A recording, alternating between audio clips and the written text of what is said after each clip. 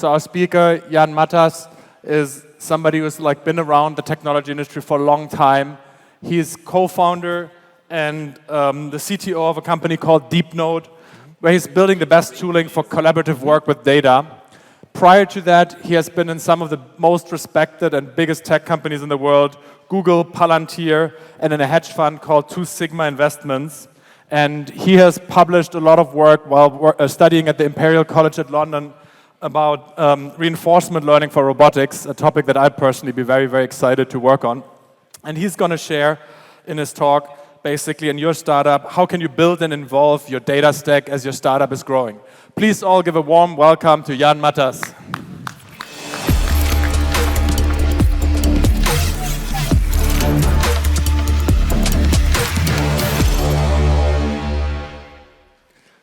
Well, hello everyone. I hope this is working okay, and I hope you are perfectly refreshed after the nice coffee break you had, and you are ready to hear a story. Because today I would like to tell you an imaginary story of your startup. Well, this talk isn't supposed to be about me, even though I had this amazing introduction. It's supposed to be about you. Because I believe many of you has founded a startup, maybe they are working for a startup, or they have this little idea somewhere in the back of their mind that is going to make them a billionaires one day. And whatever you do, you will need the right data to do the right decisions. And in the next 20 minutes or so, I would like to take you on a journey of building your product startup. And I will give you my opinions of what is the right time to implement different technologies for your data management. If you do things too early, you are probably going to end up wasting your precious focus, precious energy. If you do things too late, it's going to be so painful to migrate and adopt the right things. So yeah, let's start following your imaginary startup journey and see what data systems should be used at different stages. So, congratulations. After months of agonizing over the best name for your startup and checking whether you have a free Instagram handle, TikTok handle, .com domain, and even Twitter account, you have finally decided on a name and you have signed a certificate of incorporation. And you are now officially a founder of a new startup. Congratulations. You can already see the unicorns munching on the grass in your bright future, and you are deciding which model of Lamborghini you are going to get after the successful exit and maybe the best zip code for your holiday home. But yeah, let's not get ahead of ourselves. What you really have is just a green field you are standing on, and you need to start building. You need to start building your venture. And I'm from a data company, I'm a data vendor. So it really pains me to say this, but you should not start by building your data stack and data systems. Instead, what you need is just a landing page with a wait list. So when you are implementing a landing page and a wait list to gauge the interest in your new venture, you just need to answer 4 questions. Who are your visitors? Where they are coming from? What they are looking at? And whether they convert to this shiny join the wait list button to show the interest in your startup. For that, there is nothing simpler than just getting Google Analytics. It just takes a few minutes to set up, and it takes you all the way until you actually have a product in private beta. So this is the easiest and time-proven solution. But many people care about not giving their data to Google or not having tracking cookies. If you are one of those, well, I love you. And also, you should be looking maybe at Phantom Analytics or Postdoc Analytics as an alternative. Now, you are in a stage that you have your landing page, and the users are slowly trickling into your waitlist. Well, that's amazing. You are feeling the sense of urgency, like people love your product, and you need to keep building it. And when you are starting building a product, you are now seeing a problem. Because if you are building digital products, you are usually not navigating them by hyperlinks. You usually have a bunch of buttons. And theoretically, you could set up those buttons to be the goals in your Google Analytics ecosystem, but that would be super painful and tedious. So when you are inviting first users from your waitlist to a beta, you need to have product analytics set up. My advice at this stage is to adopt something like Mixpanel or Amplitude. These are the biggest players. It is simple to set up. UI is pretty intuitive, and there are so many guides, a massive community out there that can help you when you are stuck. There is a problem, though. They are super expensive. However, it's not your problem yet, because you are just inviting a few users from the wait list, so you don't care about the price of these couple of events. You can even negotiate startup deals with them, and they really want to lock you in right now, so you don't go away once you have a massive user base.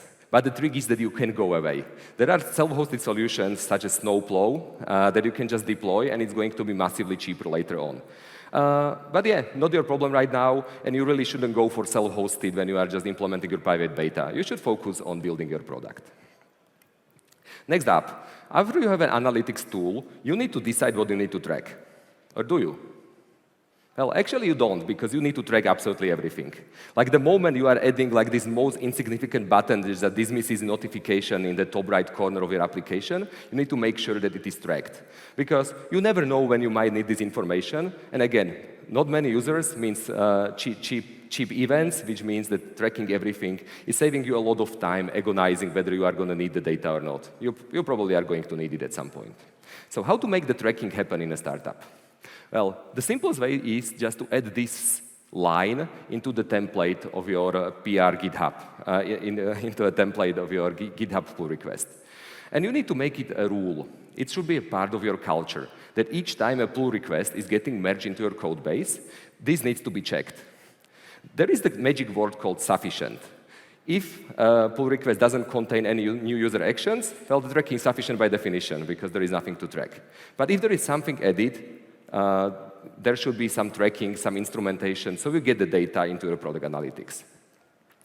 This is a team culture. You need to make sure the authors are thinking about it, the reviewers are thinking about it, and over time it just becomes automatic and people will just do it out of a force of habit. Next up, well, you are having a lot of people now adding tracking events into each code change because you made them do that. You made them add tracking events to every pull request. And you might end up with a mess like this. Like people are using snake case, camel case, capitalizing kebab case, or combinations of those. And you know what might happen? You might want to clean it up one day, and it's going to be super painful. You are either going to say, okay, whatever, I'm just going to lose all my tracking data and start over with a clean slate. But it's not nice because you lost tracking data. Or you're going to have a very painful migration on your hands. I've seen that happening. So instead, at this stage, when you are implementing product analytics for the first time, you totally need to decide on a convention. Just do it. It doesn't matter what it is. I'm just giving you an example. You can use capitalized noun and verb. So for example, this is what we are doing at Deepnote. We are doing notebook capital created, integration deleted, terminal open for our internal analytics, and then we are using snake case for event properties. Really, it doesn't matter what you choose, but you need to decide the first moment you are doing product analytics, otherwise you're going to have mess on your hands. So we are getting to the next stage. Through your hard work and through your dedication and through observing all the Google Analytics and product analytics, you have built an amazing product. Your user base is growing exponentially, and so is the revenue. And you feel on the top of the world, you have the product market fit, and now you just need to add a fuel to the fire. So we approach the VCs, you raise an outstanding seed round from top-tier companies, and you announce it on TechCrunch, maybe our TechCrunch for the Balkans as well. Everyone writes about your bright future and about the bright future of your venture. So you open your champagne, you go to sleep, and you celebrate with your team, go to sleep. On the next day, you wake up hangover with a headache, and also a mailbox like this. The problem is that all the data vendors on the market just find out that you have no money to spend on the data solutions, the data tooling. So they are emailing you, and this is the result. Maybe you are asking, like, how many data vendors are there actually in the world right now? Well, this is it. It's too big to even read. This map called Data and AI is called Data and AI Landscape in 2020. It's by Matt Turk from Firstmark Capital. And you are saying, there is quite a few of them. Even Deepnote is like one of those logos somewhere in here. And you might be asking, do I need to spend all my precious money to have a world-class data stack on one of those tools? The answer is no. At this point, when you have just raised your seed round, you should not let any vendor, not even myself, to sell you any data tooling apart from Google Analytics or equivalent and product analytics. Your time and money is way too precious, and more data tooling is a distraction. So we should be good. But you also need to use built-in reporting of other tools you already have. You might be using Stripe for billing. So we should be looking at Stripe billing dashboards. If you have a CRM, you should be using built-in analytics from your CRM. You should be looking at a cloud tool billing console to understand how much you are paying for servers and how much you are paying for your storage, etc., etc. The thing is that these tools were built for a purpose. They need to convey the cost of your servers to you, and a lot of people are thinking about what is the best way to do it. If you are recreating it now in some sort of a BI tool, you are probably wasting your time. So just to maybe keep it simple, I would say that if you are writing SQL at this point of your data journey for your analytics, you are probably doing it wrong. And this is true all the way until you get your first analytics hire. This usually happens between, like 15 to 40 employees on the team. And you know that you need one the moment you are realizing on a high level that you are doing many decisions that should be made according to data, but you are still doing them intuitively. Just like stick your finger in the wind and just decide somehow. Many reasons for this to happen. Maybe you are a founder, you don't have enough time to look at the data. Maybe your data is so messy you don't even trust it. Or maybe the data is in too many systems, so it's siloed and it's really hard to get insight out of it. This gets really apparent when you are first investing into marketing. Because if you want to tie your conversion funnel from Google Analytics into customer lifetime value, you need to add Stripe. Then if you are paying for ads, you need to add AdWords. If you need to find out what is the user engagement and future usage, you need to add Amplitude. And like all those tools coming together, it's really hard to cross-reference it. And that's what marketing needs, and you are not able to do it right now. So we need your first analytics hire. And this person needs to be super pragmatic. They need to understand that they are not there to build like the most amazing data stack that they can talk about on a conferences like this one. At this point, they are there to support your business. They need to get you the decisions, the data to make decisions as fast as possible. Well, good news is that the moment you hire your head of the analytics, they are going to be choosing the tools. So if you are a startup founder, you can zone out or get another coffee now. But if you are a head of data analytics, you need to start listening, because this gets actually interesting. We are starting talking about the actual data stack at this point. So remember, we have this problem, like our data is in Stripe, it's in production database, in product analytics, AdWords, all over the place. These are the data sources on the very left. And we need to put them together so we can cross-reference them and actually get some interesting insights. So we need this thing called a data stack. The most important part of this data stack is the thing in the middle called the data warehouse. We had a speaker from Snowflake here yesterday, so it's certainly one of the options. And even giving you all the trade-offs between the warehouses would probably talk on its own. So I can give you a lot of my opinions after the talk. But right now, if you have just 1 minute to tell you something, my advice would be to go with whatever is provided by your cloud provider. If you are on Google Cloud, go for BigQuery. If you are on AWS, go for Redshift. And Snowflake is always your good bet as well. So now, after you pick your warehouse, you need to ingest your warehouse into it. There is also a simple advice. You need to figure out what are all the data sources in your company. So, well, I wrote a few, but probably you are going to have many more, including, for example, Mailgun, Customer IO, like tooling to send marketing campaigns. You need to make sure that whatever tool you are using to ingest the data is actually supporting all those data sources. So you don't need to implement anything custom. Well, speaking of custom implementations, I have heard so many teams implementing their own ingestion pipelines because they're like, it's just a cron job. I'm going to have it done in 6 hours. Why do we need to pay for this tool? Please don't do that. It is a cron job when you are starting out, but you are going to be adding data sources. Your data size is going to get orders of magnitude larger, and your cron job is suddenly become a cron job on multiple nodes at multiple times from multiple systems, and you are going to waste so much time and resources reinventing the wheel because, well, there are so many companies doing pipelining and ingestion, and there is product market fit for them. They wouldn't exist if it was easy to do it in-house. So finally, the last thing you will need is this thing called a BI tool. It is the thing that is actually allowing you to look into the data warehouse and analyze the data. Well, the big ones are, for example, Looker, Tableau, or Moat. This is the good time to actually start using them. And finally, there is a notebook. This is my favorite part because I can finally tell you a tiny bit about Deepnote.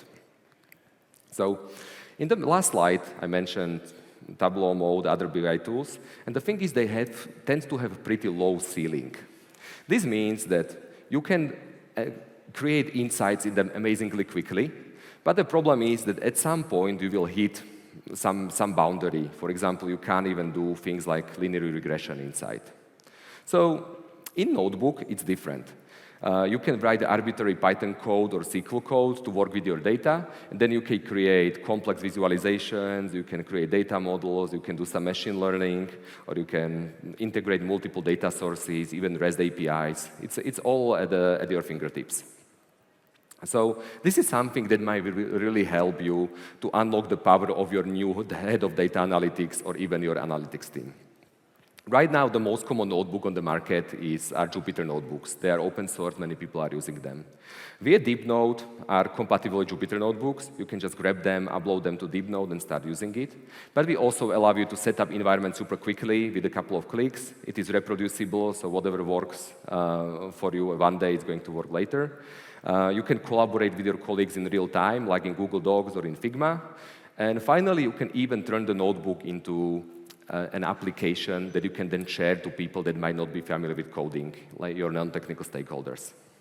So I'm not going to hijack the rest of the talk, selling you Deepnote and telling you how awesome it is, but I will be glad to do so if you find me throughout the rest of Texylvania. So now moving on. You have your data stack ready, you've got your BI tools, your warehouses, your ingestion, and your data teams are growing fast, your head of data analytics is overwhelmed, so they start hiring multiple people, you end up with multiple data teams, and they are creating dashboards, applications, analyses, and you feel like this is going super well, like everything is fine, I've got so much data to do the right decisions. The problem is, you ask a simple question, what is actually our weekly revenue? You get many answers, and they are all somewhat similar, but actually not that much. So it turns out, when you dig deeper, that the team is not really aligned, whether the week starts on Sunday or on Saturday. People don't know whether we recognize the revenue the moment the service is rendered or the moment the money arrives to our accounts. People don't even know whether prepaid credits are used for revenue and whether credits are accounted when you buy them or when you actually pay with the credits for some service. So as a result, you have misaligned team and different reports. This is the time in your startup journey when you need to start modeling your data, ideally in SQL. So remember when I told you that if you are writing SQL for analytics, at that point you are doing it wrong? Well, now is the latest possible time to start doing it. There is one industry standard tool that is going to help you. It's called dbt, Data Build Tool. It is built for a purpose, so the teams that are in your company are not reinventing the wheel each time they're writing a complex query, integrating data from different sources, or most importantly, it ensures that they will stay consistent in their reporting. To give you a very specific example with the weekly revenue. After you start using dbt, somebody on your team is going to create a weekly revenue view with revenue sorted by weeks, maybe broken down by segment or product, and all your teams are now going to only query this view. They are not going to be using anything else. So your reports are going to be consistent, which is amazing. The problem is that with this great power also comes a great responsibility.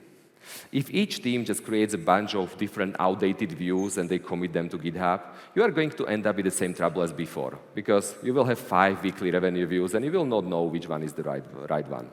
So now it is more important than ever to be super strict about the cleanliness of your data warehouse and about your data systems. It is not acceptable to have a table that doesn't have an owner. It is not acceptable to have a table without description. If you notice those issues, you need to encourage people to fix them. And if they are not doing it, I don't know, organize a spring cleaning hackathon, get all the people in the same room, get them pizza, and make sure they don't leave until the data warehouse is clean. That's one of the nuclear options how to fix it. And the larger your team is, the more important it is to keep things tidy. Now we are at a bit of a diversion point. You are now having a couple of dozen of people dealing with data, and there are so many issues that you might be dealing with.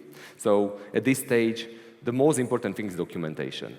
Like, people can no longer intuitively know, like, this data lives here, this data lives there, and this data is up to date. You need to write it down. You need to make sure that people can have easy ways to find data within your warehouse and within your organization and understand it.